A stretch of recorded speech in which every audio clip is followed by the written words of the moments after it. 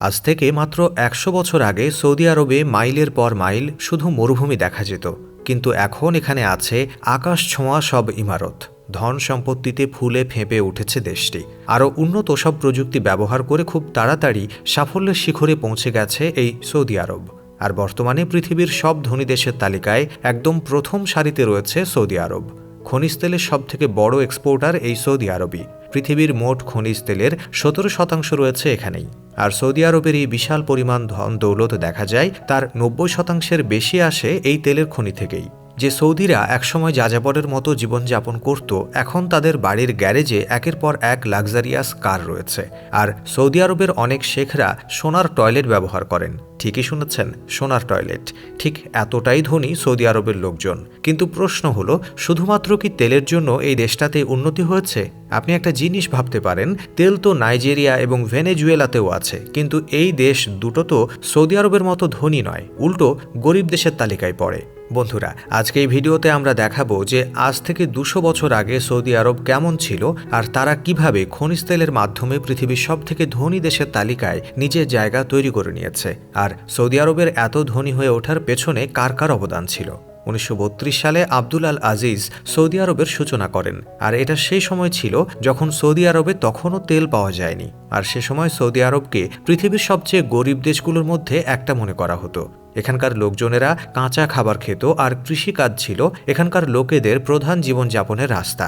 কিন্তু মরুভূমি দেশ হওয়ায় চাষাবাদও সহজ ছিল না। এখানে তখন সবথেকে বেশি চলত খেজুরের চাষ, এবং যানবাহনের জন্য তারা উট এবং ঘোড়া ব্যবহার করত। আজ এখানে বিরাট বিরাট বিলাসবহুল প্রাসাদ দেখা যায়। একটা সময় সেখানে মাটির ভাঙাচোরা ঘর দেখা যেত। এখানকার কিছু লোক হস্তশিল্পের সঙ্গে যুক্ত ছিল। তবে সৌদি আরব সহ বাকি উপসাগরীয় দেশগুলোতে সেই সময় মুক্তার চাষ বেশ জনপ্রিয় ছিল। এখানকার লোকেরা সমুদ্র থেকে মুক্তো খোঁজার কাজ করত, তারপর সেই মুক্তা থেকে শৌখিন গয়না বানানো হতো। তেলের ব্যবসা শুরুর আগে সৌদি আরবের লোকেদের কাছে এটা একটা গুরুত্বপূর্ণ পেশা ছিল।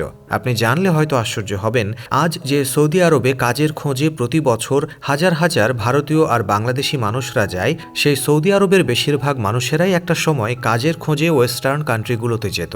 সেখানে তারা সাফাই কর্মী অথবা মজুরের কাজ করে নিজের জীবন কাটাত।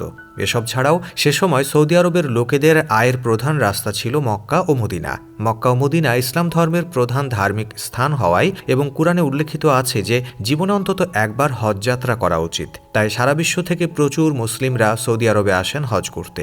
আর যেহেতু ইসলাম ধর্মাবলম্বীরা বিশ্বের মধ্যে দ্বিতীয় সংখ্যক, তাই সেই হজযাত্রীদের সংখ্যাও প্রচুর। বাইরের দেশ থেকে হজ করতে আসা লোকেদের থেকে সৌদি আরবের লোকেরা টাকা রোজগার করতে পারত, আর অনেক বছর ধরে তারা এভাবেই চলত। যে সময়ের কথা এখানে বলছি, তখন এই দেশের সব জায়গায় বিদ্যুৎ সরবরাহও ছিল না। এমনকি ১৯৫০ সাল পর্যন্ত সৌদি আরবের অবস্থার তেমন কোনো উন্নতিও হয়নি। ঠিক সেই সময়টায় আমেরিকার একজন বড় ডাক্তার সৌদি আরবের রাজা আব্দুল আল আজিজের চিকিৎসা করানোর জন্য সৌদি আরবে এসেছিলেন। ডক্টর ক্রেন একজন ডাক্তার হওয়ার পাশাপাশি ফটোগ্রাফি করতেও খুব পছন্দ করতেন। তিনি সবসময় নিজের সাথে একটি করে ক্যামেরা রাখতেন। এমনকি তার ব্যাপারে এটাও বলা হয় যে তিনি ঘুমানোর সময় গলায় নিজের ক্যামেরা ঝুলিয়ে রাখতেন।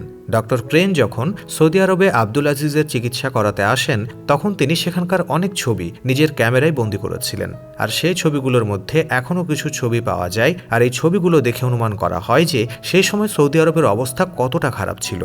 দেখুন, ব্যবসা বাণিজ্য কিন্তু সেই সময় সৌদি আরবে খুব একটা হতো না। আর যেহেতু সৌদি আরবে জলের খুব অভাব ছিল, তাই এক জায়গা থেকে অন্য জায়গায় জল পৌঁছে দেওয়ার জন্য ট্যাঙ্কারের ব্যবহার করা হতো। ওই সময় সেখানকার মানুষেরা মাটির বাড়ির বদলে কংক্রিটের বাড়ি বানাতে শুরু করেছিল। রাস্তার হাল খুবই খারাপ ছিল। সাধারণ সৌদি আরবের বাসিন্দাদের খরচ চালানো কষ্টকর ছিল। এমনকি পড়াশোনা করার ঠিকঠাক সুযোগ ছিল না। আর বেশিরভাগ লোকই অশিক্ষিত ছিলেন। তারা রাস্তায় বসবাস করতেন। তারা ফ্রি টাইমে এন্টারটেইনমেন্টের জন্য বাজপাখির সঙ্গে খেলা করত বা শিকার করতে বেরিয়ে পড়ত। বিলাসবহুল জীবনযাপনের কোনো সুযোগই সে সময় সৌদি আরবের লোকেদের ছিল না। তারা যেমন তেমন করে কোনোভাবে শুধুমাত্র নিজেদের জীবনটা কাটিয়ে দিত। কিন্তু ১৯৭৬ সালে সৌদি আরবের হাল বদলাতে শুরু করে, যখন সৌদিতে খনিজ তেলের উৎপাদন লাগাতার বাড়তে থাকে। এই খনিজ তেলের উৎপাদন বাড়ার সাথে সাথে সৌদি আরবের আয় বাড়ে এবং সামাজিক অবস্থার পরিবর্তন আসতে শুরু করে। রোজগার বাড়ার সঙ্গে সঙ্গে সৌদি আরবের সরকার সেখানকার মানুষদের উন্নতির জন্য কাজও শুরু করে। সাধারণ মানুষের জন্য সরকার থেকে খাবার এবং জলের ব্যবস্থা করে দেয়া হয় এবং সম্পূর্ণ সৌদি আরবের সার্বিক বিকাশের দিকে নজর দেয়া হয়। এরপর সেখানকার বেশিরভাগ লোকই তেলের খনিতে কাজ করতে শুরু করে, আর তাদের সেই উন্নতির ফল সারা বিশ্ব এখন দেখতে পাচ্ছে। কিন্তু বর্তমানে সৌদি আরব সফলতার চূড়ায় দাঁড়িয়ে রয়েছে। সেই সফলতা পাওয়া মোটেও অতটা সহজ ছিল না। তুর্কির সাথে সৌদি আরবের শত্রুতার ব্যাপারে সাধারণত আমরা সবাই একটু আধটু জানি, তবে শত্রুতা কিন্তু মোটেও এখনকার নয়, বরং শত্রুতা কয়েকশো বছরের পুরানো। 1700 শতাব্দীতে মধ্যপ্রাচ্যের দেশগুলোতে ইসলাম ধর্মের প্রচারের উপর জোর দেওয়া হয়, আর প্রচুর পরিমাণে লোক ইসলাম ধর্ম গ্রহণও করেছিল। আর সে সময় ধীরে ধীরে সৌদি আরব পৃথিবীর কাছে একটা জনপ্রিয় জায়গা হয়ে ওঠে। তবে এই জনপ্রিয়তা যে শুধুমাত্র সৌদি আরবের আয় বাড়িয়েছিল তা কিন্তু নয়, বরং এই জনপ্রিয়তা সৌদি আরবকে তার রাজত্ব বিস্তারে বিরাট সাহায্য করেছিল। 1740 সালে প্রথমবার আরবে রাজশাসন শুরু হয়। আদিবাসী শাসক মোহাম্মদ বিন সাউদ একজন ধার্মিক নেতা মোহাম্মদ বিন আল বাহাবের সাথে মিলে একটা সংগঠন শুরু করেন। 1786 সালে সে সংগঠন তাদের প্রথম বিজয় যাত্রা শুরু করে এবং তারা মক্কা ও মদিনার দখল করে নেয়। আর এর মধ্যে ওয়াহাবি আন্দোলনের যথেষ্ট গুরুত্বপূর্ণ ভূমিকা ছিল। কিন্তু 1816 সালে অটোমান সাম্রাজ্য বা উসমানীয় সাম্রাজ্য সৌদি আরবের উপর কবজা করে ফেলে। আর প্রথম যে সৌদি আরবের রাজত্ব শুরু হয়েছিল সেটা এখানে শেষ হয়ে যায়।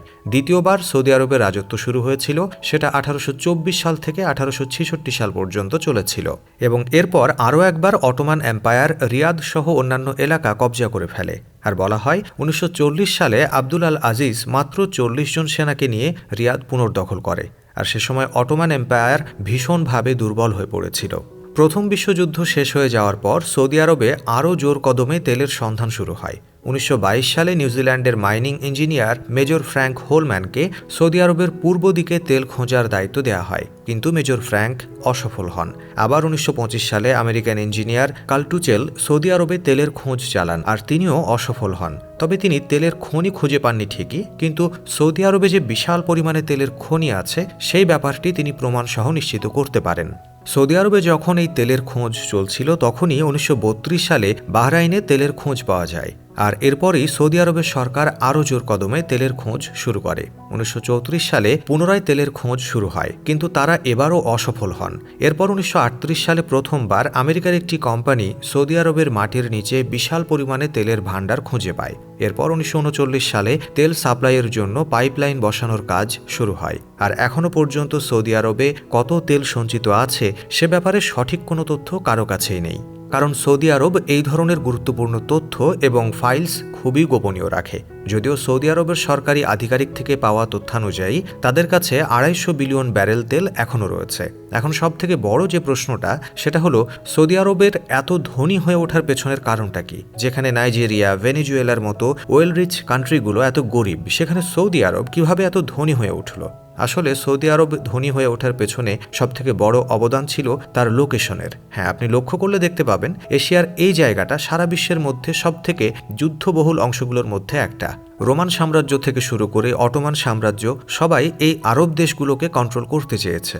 আর যখন 1960-এর দশকে বিপুল পরিমাণে তেলের ভাণ্ডার পাওয়া যায় তখন আমেরিকা সৌদি আরবের সাথে নিজেদের পার্টনারশিপ জোরদার করে।